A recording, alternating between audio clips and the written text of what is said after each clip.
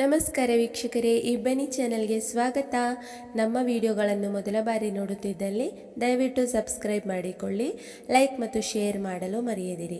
ಕತೆಗಳನ್ನು ಸ್ಕಿಪ್ ಮಾಡದೆ ನೋಡಿ ಆನಂದಿಸಿ. ಕತೆಯ ಹೆಸರು ಶೃಂಗಾರ ಕಾವ್ಯ, ಭಾಗ 76. ಲೇಖಕರು ಕೈಸರ್ ಜಹಾ. ಅತ್ತೆ, ಒಂದು ಸ್ವಲ್ಪ ಹೊತ್ತು ಮಲಗುತ್ತೇನೆ. ಅವರು ಬಂದ ಮೇಲೆ ಎದ್ದೇಳಿಸಿ ಎನ್ನುವಾಗ ಜಾನಕಿಯವರು, ಆಯ್ತಮ್ಮ ಹೋಗು, ತುಂಬ ಸುಸ್ತಾಗಿದ್ದೀಯ ಎಂದು ಹೇಳಿ ಆಕೆಯನ್ನು ರೂಮಿಗೆ ಕಳುಹಿಸುವರು. ರೂಮಿಗೆ ಬಂದವಳು ದಿಂಬಿಗೆ ತಲೆ ನೀಡಿದಾಗ ನಿಮಿಷದಲ್ಲಿಯೇ ನಿದಿರೆಗೆ ಜಾರುವಳು. ಆರ್ಯನ್ ಮತ್ತು ಜಯದೇವ್ ಬಂದವರು ಕಾವ್ಯಾಳನ್ನು ಎಲ್ಲಿ ಎಂದು ಕೇಳಿದಾಗ, ಆಕೆ ಇಂದು ತುಂಬ ಸುಸ್ತಾಗಿದ್ದಾಳೆ ಆರ್ಯನ್, ಮಲಗಿಬಿಟ್ಟಿದ್ದಾಳೆ ಎಂದು ಹೇಳಿದಾಗ, ಆರ್ಯನ್ ಆಕೆಯನ್ನು ಅಲ್ಲಿಯೇ ಊಟ ಮಾಡಿಸುತ್ತೇನೆ ಎಂದು ಒಂದು ಪ್ಲೇಟಿನಲ್ಲಿ ಅನ್ನ ಹಾಕಿಕೊಂಡು ರೂಮಿಗೆ ಬಂದವನು ಹಾಯಾಗಿ ನಿದ್ದೆ ಮಾಡುತ್ತಿದ್ದವಳನ್ನು ನೋಡಿ, ಎದ್ದೇಳಿಸಲೇಬೇಡವೇ ಎಂದು ಯೋಚಿಸಿ ಕೊನೆಗೆ ಎಬ್ಬಿಸುವನು. ಎದ್ದ ಕಾವ್ಯ, ಇಲ್ಲಿ ಬೇಡ ಊಟ ಮಾಡೋದು, ಅಲ್ಲಿಯೇ ಎಲ್ಲರೂ ಜೊತೆ ಸೇರಿ ಊಟ ಮಾಡೋಣ ಎಂದು ಮುಖ ತೊಳೆದು ಫ್ರೆಶ್ ಆಗಿ ಆರ್ಯನ್ ಜೊತೆ ಹಾಲಿಗೆ ಬರುವಳು. ಅಲ್ಲಿಯೇ ಎಲ್ಲರ ಜೊತೆ ಊಟವನ್ನು ಮುಗಿಸುವಳು. ಎಲ್ಲರೂ ಪಲಾವ್ ತುಂಬ ಚೆನ್ನಾಗಿದೆ ಎಂದು ಜಾನಕಿಯವರನ್ನು ಹೊಗಳುವರು. ಇತ್ತ ಕಡೆ ಸಂಗೀತ ಮತ್ತು ಮನೋಹರ್ ಚಾಂದಿನಿಗೆ ಬುದ್ಧಿವಾದ ಹೇಳಿ ಪ್ರತೀಕ್ ಮನೆಗೆ ಆಕೆಯನ್ನು ಕಳುಹಿಸಿ ಕೊಡುವರು. ಮನೆಗೆ ಬರುವಾಗ ಇಬ್ಬರಲ್ಲಿಯೂ ಮೌನವೇ ತುಂಬಿರುವುದು. ಪ್ರತೀಕ್ನನ್ನು ಶರ್ಮಿಳಾ ಸರಿಯಾಗಿ ಮಾತನಾಡಿಸುತ್ತಿರಲಿಲ್ಲ. ಇದರಿಂದ ಪ್ರತೀಕ್ ತುಂಬ ಬೇಸರಗೊಂಡಿದ್ದನು. ಇದೆಲ್ಲ ಸಾಲದ್ದಕ್ಕೆ ಕೆಲಸ ಬೇರೆ ಇರಲಿಲ್ಲ. ಈಗ ಚಾಂದಿನಿಯನ್ನು ನೋಡಿಕೊಳ್ಳುವುದು, ಆಕೆಯ ಆಸ್ಪತ್ರೆಯ ಖರ್ಚು ವೆಚ್ಚಗಳನ್ನು ಅವನಿಗೆ ಒಂದು ರೀತಿಯ ತಲೆಬಿಸಿಯಾಗಿ ಹೋಗಿತ್ತು. ಚಾಂದಿನಿಯನ್ನು ಮನೆಗೆ ಕರೆತಂದವನು ಏನೂ ಮಾತನಾಡದೆ ಆಕೆಯನ್ನು ರೂಮಿಗೆ ಬಿಟ್ಟು ಹೊರ ಹೋಗುವನು. ಶರ್ಮಿಳಾ ಆಕೆಯನ್ನು ನೋಡಿ ಏನೂ ಮಾತನಾಡಿಸುವುದಿಲ್ಲ. ಚಾಂದಿನಿ ಕೂಡ ಏನೂ ಮಾತನಾಡದೆ ಮೇಲಿದ್ದ ತನ್ನ ರೂಮಿಗೆ ಹೋಗುವಳು. ಮನೆಯಿಂದ ಹೊರಟ ಪ್ರತೀಕ್ ತನ್ನ ಒಬ್ಬ ಫ್ರೆಂಡ್ ಬಳಿ ಹೋಗುವನು. ಅವನು ಅವನ ಕಂಪನಿಯಲ್ಲಿ ಕೆಲಸಕ್ಕೆ ಬರಲು ಹೇಳಿರುವನು. ಪ್ರತೀಕ್ ಸಂಬಳ ಕಡಿಮೆ ಇದ್ದ ಕಾರಣ ಒಪ್ಪಲು ಹಿಂಜರಿಯುತ್ತಿದ್ದನು. ಆದರೆ ಈಗಿನ ಪರಿಸ್ಥಿತಿ ಅವನನ್ನು ಒಪ್ಪುವ ರೀತಿ ಮಾಡಿರುತ್ತದೆ. ಸರಿ ಎಂದು ಹೇಳಿದವನು ಮನೆಗೆ ಹೋಗಲು ಮನಸ್ಸಾಗದೆ ಒಂದು ಪಾರ್ಕಿಗೆ ಹೋಗಿ ಸಿಗರೆಟ್ ಸೇದುತ್ತಾ ಕೂರುವನು. ಇತ್ತ ಕಡೆ ಕಾವ್ಯ ತನ್ನ ಆಫೀಸಿನಲ್ಲಿ ಲಂಚ್ ಬಾಕ್ಸ್ ಬಗ್ಗೆ ವಿಚಾರಿಸಿದ್ದವರಿಗೆ ತಿಂಗಳಿಗೆ 2,000 ಎಂದು ಹೇಳಿ ಅದರಲ್ಲಿ ಎಷ್ಟು ಜನರಿಗೆ ಬೇಕು ಎಂದು ಕೇಳಿಕೊಂಡವಳು ಬೇರೆ ಕಡೆಯಲ್ಲೂ ಕೇಳಿದಾಗ ಆಕೆಗೆ ಒಂದು 40 ಜನ ಒಮ್ಮೆಲೆ ಸಿಗುವರು. ತಾನು ಅಂದುಕೊಂಡಿದ್ದಕ್ಕಿಂತ ಹೆಚ್ಚಾಗಿಯೇ ಸಿಕ್ಕಿದ್ದಾರೆಂದು ಖುಷಿ ಪಡುವಳು. ಹಾಗೆಯೇ ಈ ವಿಷಯವನ್ನು ಇಂದು ಮನೆಯಲ್ಲಿ ಆರ್ಯನ್ ಮತ್ತು ಮಾವನೊಂದಿಗೆ ಹೇಳಲೇಬೇಕು, ಹಾಗೂ ಪ್ರಥಮ್ ಬಗ್ಗೆಯೂ ಹೇಳಬೇಕು ಎಂದು ಯೋಚಿಸಿದವಳು ಅಂದು ಸಂಜೆ ಆರ್ಯನ್ ಆಕೆಯನ್ನು ಪಿಕ್ ಮಾಡಲು ಬರದೆ ಆಟೋದಲ್ಲಿ ಬನ್ನಿ ಎಂದು ಹೇಳಿ ಕಳುಹಿಸುವನು. ಸರಿ ಎಂದು ಹೇಳಿದ ಕಾವ್ಯ ಚಿರಾಗ್ ಮನೆಗೆ ಕಾಲ್ ಮಾಡಿ ಅವರ ತಾಯಿಯ ಜೊತೆ ಮಾತನಾಡುವಳು. ಈ ಭಾನುವಾರ ಅವರ 2 ಮಕ್ಕಳನ್ನು ತಾನು ಹೇಳುವ ಸ್ಥಳಕ್ಕೆ ಕಳುಹಿಸಿ ಆಂಟಿ ಎಂದು ಹೇಳುವಳು. ಮೊದಮೊದಲು ಹಿಂಜರಿದ ಚಿರಾಗ್ನ ತಾಯಿ ಕೊನೆಗೆ ಒಪ್ಪಿಕೊಳ್ಳುವರು. ಮನೆಗೆ ಬಂದವಳು ತನ್ನ ಅತ್ತೆಯ ಬಳಿ ಮಾತನಾಡಿ ಅವರನ್ನು ಕರೆದುಕೊಂಡು ಒಂದು ಅಂಗಡಿಗೆ ಹೋದವಳು ಕೆಲವು ಪಾತ್ರೆಗಳನ್ನು ಇಬ್ಬರು ಖರೀದಿಸುವರು. ಎಲ್ಲ ಖರೀದಿಸಿದ ಸಾಮಗ್ರಿಗಳಿಗೆ ಕಾವ್ಯ ಹಣವನ್ನು ನೀಡಿದಾಗ ಜಾನಕಿಯವರಿಗೆ ಒಂದು ರೀತಿಯ ಸಂಕೋಚ ಎನ್ನಿಸುವುದು.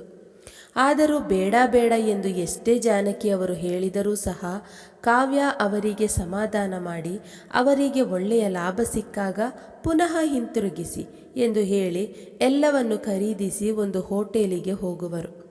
ಅಲ್ಲಿ ಗೋಬಿ ಮಂಚೂರಿ ತಿಂದು ಜ್ಯೂಸ್ ಕುಡಿದವರು ಅಶ್ವಿನಿಗೂ ಸಹ ತೆಗೆದುಕೊಂಡು ಹಾಗೆ ಸ್ವೀಟ್ ಮನೆಗೆ ತೆಗೆದುಕೊಂಡು ಅವರು ಮನೆ ತಲುಪುವಾಗ 8 ಗಂಟೆ ಆಗಿರೋದು. ಎಲ್ಲವನ್ನು ತೆಗೆದು ಒಳಗಿಟ್ಟವರು ಹಾಲಿನಲ್ಲಿ ಅಡುಗೆ ಮಾಡಲು ಯಾವುದು ಸರಿಯಾದ ಜಾಗ ಎಂದು ಸುತ್ತಲೂ ಕಣ್ಣಾಡಿಸುವರು. ಹಾಲ್ ತುಂಬ ದೊಡ್ಡದಾಗಿದ್ದ ಕಾರಣ ಅಲ್ಲಿಯೇ ಒಂದು ಬದಿಯಲ್ಲಿ ಮಾಡಿಕೊಳ್ಳೋಣ ಎಂದು ಜಾಗ ಮಾಡಿಕೊಂಡವರು ಬೇಗ ಬೇಗನೆ ರಾತ್ರಿಗೆ ಅಡುಗೆ ಮಾಡಿ ವಾರಕ್ಕೆ ಏನೇನು ಬೇಕು ಎಂದು ದಿನಸಿ ಸಾಮಗ್ರಿಗಳ ಲಿಸ್ಟ್ ಮಾಡುತ್ತಿರುವಾಗ ಆರ್ಯನ್ ಮತ್ತು ಜಯದೇವರವರು ಬರುವರು. ಅತ್ತೆ ಸೊಸೆ ಇಬ್ಬರು ಬರೆಯುತ್ತಿದ್ದುದನ್ನು ನೋಡಿದ ಆರ್ಯನ್, ಏನಿದು, ಹೀಗೆ ಇಬ್ಬರು ಪೆನ್ನು ಪೇಪರ್ ಹಿಡಿದುಕೊಂಡು ಕೂತಿದ್ದೀರಾ? ಯಾವುದಾದರೂ ಎಕ್ಸಾಮ್ ಇದೆಯಾ ಎಂದು ನಗುತ್ತಾ ಕೇಳಿದಾಗ ಅಶ್ವಿನಿಯು ನೀರು ಮತ್ತು ಸ್ವೀಟ್ ಜೊತೆ ಬಂದವಳು, ಅಪ್ಪ ಅಣ್ಣ ಮೊದಲು ಇದನ್ನು ತಿನ್ನಿ ಎಂದು ಮುಂದೆ ಹಿಡಿದಾಗ, ಏನು ಖುಷಿಯಲ್ಲಿ ಅಶ್ವಿನಿ ಎಂದು ಕೇಳುವರು. ಅಣ್ಣ ನೀನು ತಿನ್ನು, ಅದನ್ನು ಅಮ್ಮನೇ ಹೇಳುತ್ತಾರೆ ಎಂದಾಗ, ಏನಾದರೂ ಸಿಹಿ ಸುದ್ದಿಯೇ ಎಂದು ಆರ್ಯನ್ ಸಂತೋಷದಿಂದ ಕಾವ್ಯಾಳ ಮುಖ ನೋಡುವನು. ಕಾವ್ಯ ಏನಿಲ್ಲ ಎಂಬಂತೆ ಕಣ್ಣಿನಲ್ಲಿಯೇ ಗುರಾಯಿಸಿದಾಗ, ಅಮ್ಮ ಅದೇನು ಅಂತ ಹೇಳಮ್ಮ, ಎಷ್ಟು ಸತಾಯಿಸ್ತೀರಾ ಎಂದು ಕೇಳಿದಾಗ ಜಯದೇವರವರು, ಅದೇನು ಅಂತ ಹೇಳು ಜಾನಕಿ ಎಂದು ಕೇಳುವರು. ಸಂಕೋಚದಿಂದ, ಅದು ನಾನು ಟಿಫಿನ್ ಸರ್ವಿಸ್ ಮಾಡೋಣ ಅಂತ ಅಂದುಕೊಂಡಿದ್ದೇನೆ ಎಂದು ಹೇಳುವರು. ಇಬ್ಬರು ಪ್ರಶ್ನಾರ್ಥಕವಾಗಿ ಅವರನ್ನೇ ನೋಡಿದಾಗ ಕಾವ್ಯ ತಾನು ಮಾಡಿಸಿದ್ದ ಕಾರ್ಡ್ ತೋರಿಸಿ ತಾನೇ ಎಲ್ಲವನ್ನು ಬಿಡಿಸಿ ಹೇಳಿದಾಗ ಎಲ್ಲವನ್ನು ಕೇಳಿಸಿಕೊಂಡ ಇಬ್ಬರು ಮೆಚ್ಚುಗೆಯಿಂದ ಕಣ್ಣಿನಿಂದ ನೋಡಿದಾಗ ಜಾನಕಿಯವರಿಗೆ ಖುಷಿಯ ಕಣ್ಣೀರಾಗುವರು. ಜಯದೇವರವರು ಇದ್ದವರು ಕಾವ್ಯಾಳ ತಲೆ ಸವರಿ, ನಿನ್ನನ್ನು ಹೊಗಳುವುದಕ್ಕೆ ಶಬ್ದವೇ ಇಲ್ಲ ಕಣಮ್ಮ, ಎಲ್ಲರನ್ನು ನೀನು ಎಷ್ಟು ಜವಾಬ್ದಾರಿಯುತರನ್ನಾಗಿ ಮಾಡಿದ್ದೀಯ ಎಂದರೆ ನಾನು ಇನ್ನೇನು ಹೇಳಲಿ ಹೇಳು ಎನ್ನುವರು. ನಾನೇನು ಮಾಡಿಲ್ಲ ಮಾವ, ಎಲ್ಲವನ್ನೂ ನಿಮ್ಮನ್ನು ಕೇಳಿ ಮಾಡಬೇಕಿತ್ತು, ಆದರೆ ಇದೊಂದನ್ನು ಕೇಳಲಿಲ್ಲ, ನಿಮಗೆ ಸರ್ಪ್ರೈಸ್ ಕೊಡೋಣ ಅಂತ ಅಷ್ಟೇ ಎಂದು ಹೇಳುವಳು. ಅದರಲ್ಲೆಲ್ಲ ಕೇಳೋದೇನು ಬಂತು ಕಾವ್ಯ, ನೀನು ಏನೇ ಮಾಡೋದಿದ್ದರೂ ಒಳ್ಳೆಯ ಕೆಲಸವನ್ನೇ ಮಾಡುತ್ತೀಯ ಅಂತ ನಮಗೆಲ್ಲ ಚೆನ್ನಾಗಿ ಗೊತ್ತಿದೆ. ಅಂತೂ ನಮ್ಮ ಜಾನಕಿಯು ಸರಿದಾರಿಗೆ ಬರುವ ಹಾಗೆ ಮಾಡಿಬಿಟ್ಟೆ ಕಣಮ್ಮ ಎಂದು ನಾಟಕೀಯವಾಗಿ ಹೇಳಿದಾಗ ಎಲ್ಲರೂ ಜೋರಾಗಿ ನಗುವರು.